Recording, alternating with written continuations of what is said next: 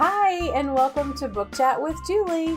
I'm Julie with the Argenta Library, part of the North Little Rock Public Library System here in North Little Rock, Arkansas, and welcome to my dining room table. When you go to the library or you go to a bookstore, do you gravitate towards a certain area? Do you go to the new releases first? Do you go to your favorite author?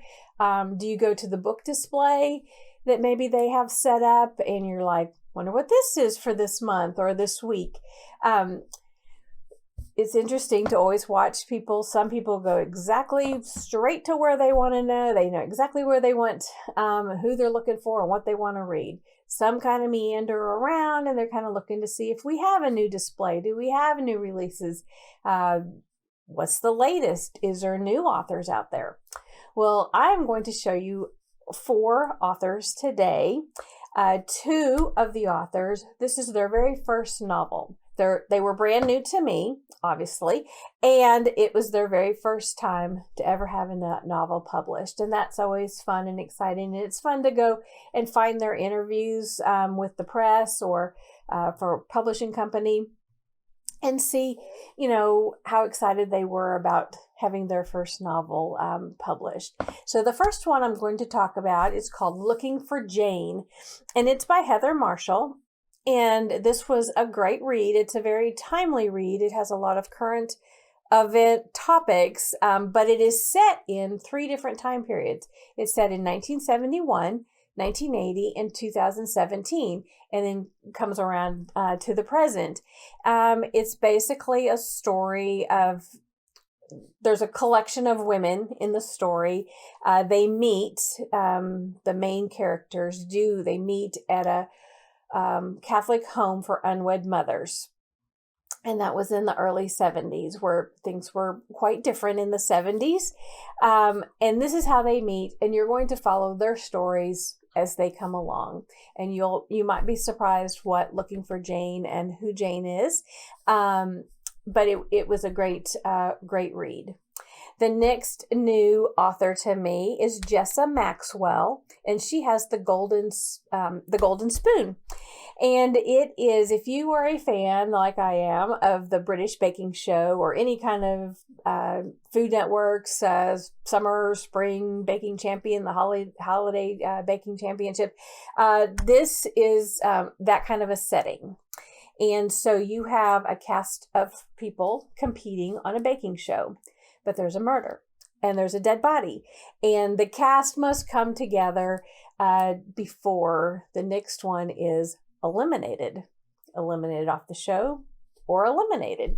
You have to read the book to find out about that. And that's The Golden Spoon by Jessa Maxwell. And both of these, again, are brand new first-time authors with their first novels published. And congratulations to them.